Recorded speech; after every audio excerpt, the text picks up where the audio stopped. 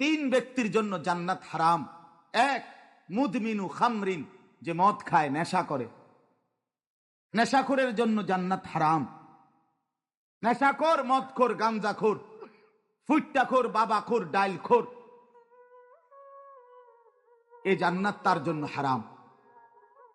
দুই নাম্বার হলো আকুল ওয়ালিদাইন, পিতা মাতার অবাধ্য সন্তান, মা বাপকে যে কষ্ট দেয়, মা বাপকে যে নাফরমানি করে, মা বাবার যে অকৃতজ্ঞ, মা বাবাকে যে জুলুম করলো, মা বাবার হক আদায় করলো না।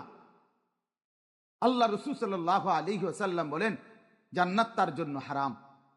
আর তিন নাম্বার, শুনতেছেন সবাই, সজাগ তো সবাই?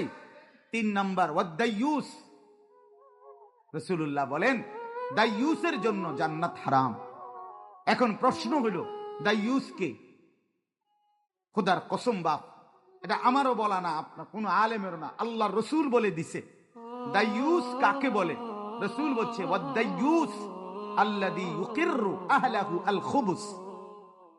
দাইয়ুস বলা হয় ওই পুরুষকে, ওই ব্যক্তিকে যে তার স্ত্রী সন্তান পরিজনের জন্য গুনাহ, অশ্লীলতা, নাফরমানিকে স্বীকৃতি দেয়, মেনে নেয়, গ্রহণ করে নিছে।